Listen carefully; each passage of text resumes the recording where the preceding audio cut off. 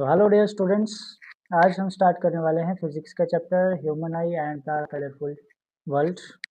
तो इसके बारे में फुल चैप्टर को हम डिटेल में पढ़ेंगे। साथ में अगर आपको इसके नोट्स चाहिए तो बड़े मिनिमम प्राइस में लिंक आपको डिस्क्रिप्शन बॉक्स में मिल जाएगा, वहाँ से आप डाउनलोड कर सकते हो। ठीक है, तो चलिए स्टार्ट करते हैं कि ह्यूमन आई क्या है भाई। ह्यूमन आई हमारे पास एक इम्पॉर्टेंट वैल्यूएबल सेंस ऑर्गन कि जिसकी वजह से हमें चीज़ें दिखाई देती हैं। हम इमेजिन करें हमारी लाइफ बिना आइज़ के, कि अगर हमारे आइज़ थोड़ा-सा भी अगर काम करना बंद कर देती, हमें धुंधली-धुंधली चीज़ें दिखाई देने लगती है, तो हमें जीने का मज़ा नहीं आता। क्यों? क्योंकि हमारे जो आस-पास की दुनिया है, जब तक हम उसको ना देखें, जब तक हमें कलर्स ना दिखाई दें, जब तक हम लोगों को देख ना पाएँ, चीज़ों को ना देख पाएँ, तब तक हमारी लाइफ जो है वो इनकम्प्लीट सी दिखाई देती है। तो अब इन चीज़ों को देखने के लिए हमारे पास जो एक सेंस ऑर्गन है, वो है हमारे पास आइज़। ठीक है? आइज़ हमारे पास एक बड़ा कॉम्प्लेक्स सा ऑर्गन है और इसी की वजह से हमें दिखाई देता है, चीज़ें दिखाई देती हैं। अब हमारे जो ह्यूमन आई है, ये अलग-अलग पार्ट्स से जुड़कर बनी हुई है और अलग-अलग पार्ट्स का अलग-अलग फंक्शन है। कुछ जो है वो लाइट को रिसीव कर रहे हैं, कहीं पे इमेज बन रही है, कहीं से फिर उस सिग्नल को ब्रेन तक लिया जा रहा है, फिर ब्रेन चीज़ों को डिटेक्ट कर रहा है, जो चीज़ हम देख रहे हैं वो क्या है, और उसके बाद जाके हम चीज़ों को एंजॉय करते हैं। तो आइए ज़रा देखते हैं आई के कम्प्लेक्स स्ट्रक्चर को। तो सबसे पहले हम देख रहे हैं यहाँ पे कि हमारे पास कॉर्निया है, आइरिस है, प्यूपिल है, उसके बाद लेंस है, फिर साइडों पे यहाँ पे हम सीलरी मसल्स को देखते हैं कि सीलरी मसल्स हैं। फिर हम देख रहे हैं कि जो लेंस और रेटिना के बीच का एक लाइक सब्सटेंस है जिसको हम विट्रस ह्यूमर कहेंगे। उसके बाद हमारे पास जो ये लेंस आ जाता है और जो हमारे पास ये बाहर से कॉर्निया है, यहाँ हमारे पास से बाहर से आइरिस है। इसके बीच में जो एक फ्लूइड प्रेजेंट है उसको हम एक्वस ह्यूमर कहते हैं। अब ये सारे पार्ट्स क्या हैं और क्या-क्या फंक्शन करते हैं? तो चलिए शुरू करते हैं इनके पार्ट्स और फंक्शन को पढ़ना। सबसे पहले सबसे बाहर वाली लेयर आपकी आ जाती है कॉर्निया, जो एक डोम शेप लेयर यहाँ पे आप जो देख पा रहे हैं, इसको हम कहते हैं कॉर्निया। ठीक है? ये सबसे बाहर वाली हमारी आइज़ की लेयर होती है और यहीं से हमारे पास जो लाइट आइज़ के अंदर एंटर करती है। उसके बाद इसका अगर हम स्ट्रक्चर देखें तो इसमें एपिथेलियम सेल्स हैं, हमारे पास लोमांस लेयर्स आ जाती है, स्ट्रोमा है हमारे पास, डिसमेंस मेम्ब्रेन है, एंडोथेलियम सेल्स प्रेजेंट होते हैं इसमें हमारे पास। तो इन अलग-अलग सेल्स से ये मिलकर बनी हुई होती है। उसके बाद हमारे पास कलर्ड पोर्शन आ जाता है, जो आइज़ का हम कलर्ड पोर्शन देखते हैं, जिससे हम दूसरों के आइज़ के कलर को भी डिटेक्ट करते हैं कि हाँ भाई इसकी आई ब्राउन है, ब्लैक है, ग्रीन है, जिस भी कलर की है। तो वो सारी जो कलर हम देखते हैं वो आइरिस का कलर है। ठीक है?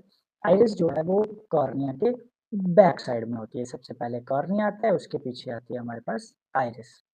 आइरिस में कुछ मसल्स प्रेजेंट्स होते हैं जो प्यूपिल के साइज को कंट्रोल करते हैं। अब ये जो बीच में ब्लैक डॉट जैसा दिख रहा है हमें, इसको हम प्यूपिल कहते हैं। इसके साइज को वो कंट्रोल करते हैं, रेगुलेट करते हैं। अब हमारी आइज़ में कितनी लाइट जाएगी, कितनी इंटेंसिटी की लाइट जाएगी, जब ज़्यादा लाइट जाएगी तो क्या होगा, तब कैसे एडजस्ट करना है इसको, जब कम लाइट होगी तब जैसे कैसे एडजस्ट करना है हमने, वो डिसाइड करते हैं हमारे आइरिस। ठीक है? तो आइरिस का जो मेन फंक्शन है वो क्या आ गया हमारे पास कि it control the size of प्यूपिल के साइज़ को कंट्रोल करता है। उसके बाद आ जाता है हमारे पास प्यूपिल के प्यूपिल क्या चीज़ है। तो प्यूपिल आपके पास एक ब्लैक सर्कुलर ओपनिंग है जो आइरिस के सेंटर में प्रेजेंट होती है और इस प्यूपिल का जो मेन प्राइमरी फंक्शन है वो क्या है कि it controls the amount of light entering the eye. आँख के अंदर जो हमारी लाइट जा रही है वो कितनी इंटेंसिटी की होनी चाहिए, कितनी लाइट होनी चाहिए, उस चीज़ को ये रेगुलेट करता है। तो अगर आपके पास ब्राइट कंडीशन है, ज़्यादा तेज़ लाइट आ रही है, हम जितने भी आँखों का साइज़ कम कर देते हैं ताकि ज़्यादा लाइट हमारे आइज़ के अंदर एंटर ना हो, और अगर डिम लाइट हो तो हम आइज़ को और ज़्यादा डायलेट कर देंगे, जिस वजह से ज़्यादा लाइट हमारी आइज़ के अंदर जा सके। तो ये सारा जो फंक्शन है वो कौन करता है? प्यूपिल करता है। उसके बाद हमारे पास आ जाता है लेंस कि हमारे आइज़ में crystalline lens, convex lens present होता है, जो बाहर से अलग-अलग जगह से रे ऑफ लाइट जाती है, वो उसको रेटिना के ऊपर फोकस करवाता है और वहाँ पे इमेज फॉर्मेशन होती है। ठीक है? और ये जो लाइट को एडजस्ट करने की कैपेसिटी है आइज़ की, फोकल लेंथ को एडजस्ट करने की कैपेसिटी है आइज़ की, उसको हम कहते हैं अकोमोडेशन। नाउ एक और हमारे पास यहाँ पे इम्पॉर्टेंट पार्ट है, दैट इज रेटिना। इस पोर्शन पे क्या होगा, इसमें बहुत सारे हमारे लाइट सेंसिटिव सेल्स प्रेजेंट होते हैं कि जब उनके ऊपर लाइट पड़ती है तो वहीं पे जाके हम जो चीज़ देखिए उसकी इमेज फॉर्मेशन होगी, ठीक है। Now it has light sensitive layer of tissue that lines back of the eye. It contain millions of specialised photo receptors, कि वो बहुत सारे इसमें छोटे छोटे फोटो रिसेप्टर्स प्रेजेंट होते हैं। और वो फोटो रिसेप्टर्स क्या करते हैं, वो फोटो रिसेप्टर कन्वर्ट करेंगे लाइट को, किसमें कन्वर्ट करेंगे, इलेक्ट्रिकल सिग्नल्स में लाइट को कन्वर्ट करते हैं। And there are two types of photo receptor, और फोटो रिसेप्टर भी हमारे पास दो टाइप के हैं, एक रॉड सेल्स आ जाते हैं और दूसरे हमारे पास कोन सेल्स आ जाते हैं। रॉड सेल्स जो हैं वो रिस्पॉन्सिबल हैं विजन के लिए, कब, जब हमारे पास लाइट कम होती है। और जो आपके पास कोन्स आ जाते हैं वो कलर विजन के लिए रिस्पॉन्सिबल हैं, कि वो कलर को डिटेक्ट करते हैं, ठीक है। तो डिम लाइट में आपके पास रॉड सेल्स एक्टिवेट हो जाते हैं, वो अपना काम करते हैं, और जो कलर डिटेक्ट करते हैं, जो अलग अलग कलर हम देखते हैं, तो वो अलग अलग कलर हम देख पाते हैं कोन सेल्स की वजह से। और इस तरीके का कुछ स्ट्रक्चर होता है हमारे पास रेटिना का, जिसमें हमारे पास ऑप्टिक नर्व फाइबर्स होते हैं, गैंग्लियन सेल्स होते हैं, बायोपोलर न्यूरॉन्स होते हैं, रॉड सेल्स होते हैं, और कोन सेल्स भी प्रेजेंट होते हैं, पिगमेंट एपिथेलियल सेल्स भी इसमें प्रेजेंट होते हैं। फिर आ जाते हैं आपके पास ऑप्टिक।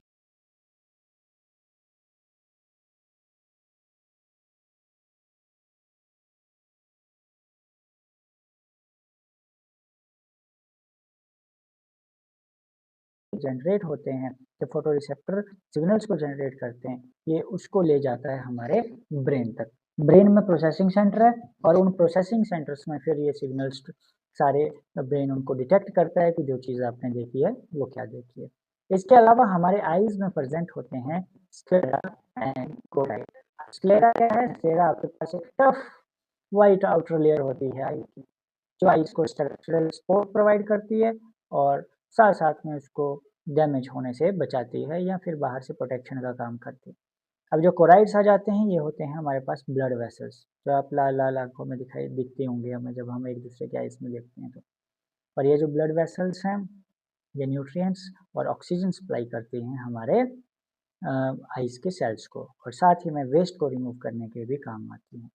उसके बाद हमारे पास है सीलरी बॉडी, जो हमने आई लेंस के, अगर ये हमारा आई लेंस था, इसके सराउंडिंग पे हमने बॉडीज देखी थी, जिसको हम कहते हैं सीलरी बॉडी या सीलरी मसल्स। और इन सीलरी मसल्स का मेन फंक्शन क्या है, कि ये हमारे जो लेंस के साइज है उसको कंट्रोल करते हैं, कम या ज़्यादा करने में हेल्प करते हैं। अगर ये वीक हो जाते हैं तो फिर अराइज हो जाते हैं हमारे पास डिफेक्ट ऑफ विजन।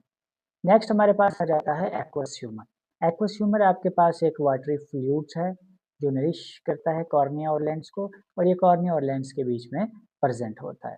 फिर हमारे पास एक विट्रस ह्यूमर आ जाता है। विट्रस ह्यूमर भी आपका एक जेल लाइक सब्सटेंस है, जो लेंस और रेटिना के बीच में जो स्पेस है उसमें होता है, उसमें प्रेजेंट होता है, ठीक है। और ये आइज की साइज को या आइज के शेप को मेंटेन रखता है, ठीक है। एंड साथ में ये प्रोवाइड करता है स्पॉट, ठीक है।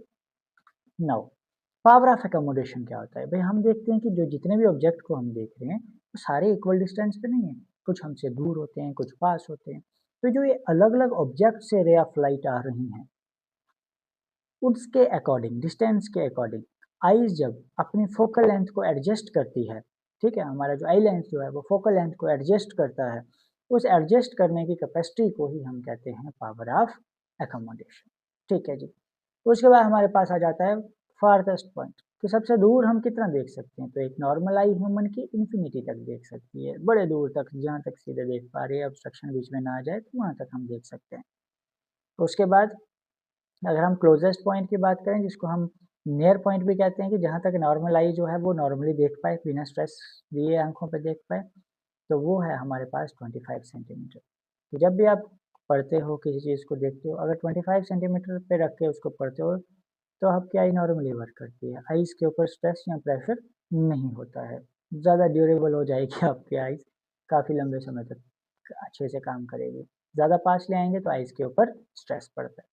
उसके बाद जो आपके पास फार पॉइंट है और जो नियर पॉइंट है, इसके जो बीच का डिस्टेंस है उसको हम कहते हैं रेंज ऑफ विजन, ठीक है। तो रेंज ऑफ विजन क्या होगा, फार पॉइंट और नियर पॉइंट के जो बीच का डिस्टेंस है उसको हम कहते हैं रेंज ऑफ विजन। तो इसके बाद हमारे पास आ जाते हैं डिफेक्ट ऑफ विजन। या कौन कौन से डिफेक्ट्स हैं जो आइज़ में हो सकते हैं, जो विजन में हो सकते हैं। कभी हमें पास की चीज़ें नहीं दिखाई देती हैं, कभी हमें दूर की चीज़ें नहीं दिखाई देती हैं।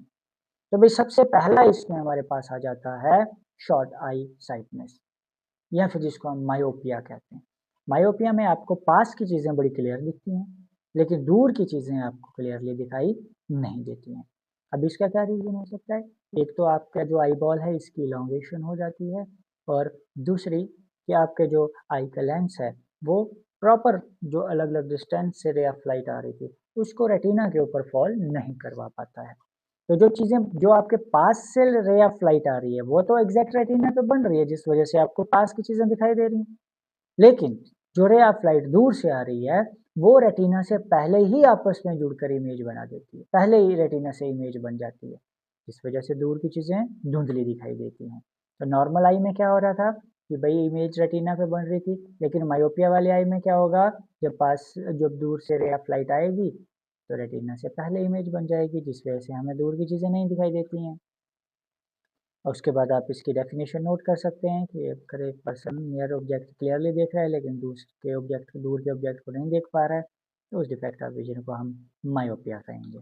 तो वही ये किस वजह से होगा, एक तो आइज़ का जो कर्वेचर है आई लेंस का वो इंक्रीज़ हो जाता है, दूसरा आई बॉल का साइज़ इलोंगेट हो जाता है।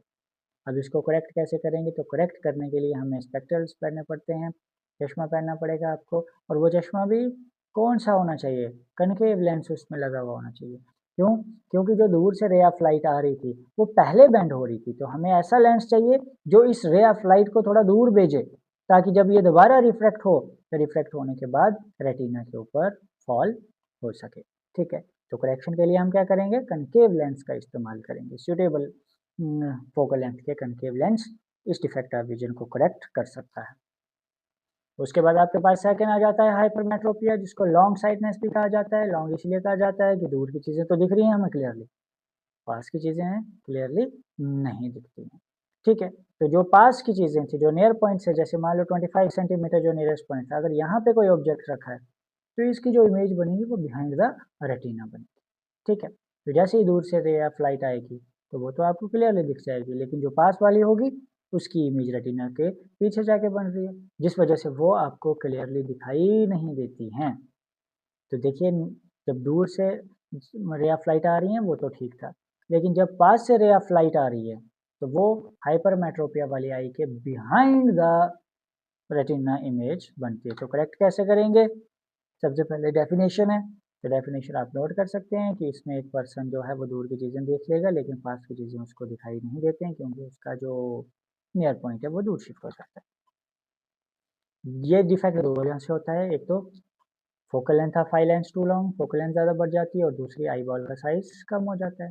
तो कैसे करेंगे, हमें ऐसा लेंस चाहिए कि जो दूर जा रही है रे ऑफ लाइट, वो रेटिना पे आए, वो थोड़ा पास आ जाए। तो पास आ जाए मतलब कन्वर्जिंग लेंस चाहिए, तो कन्वर्जिंग लेंस है आपके पास कन्वेक्स लेंस, तो आप चश्मे में कन्वेक्स लेंस का इस्तेमाल करके इस डिफेक्ट ऑफ विजन को दूर कर सकते हैं।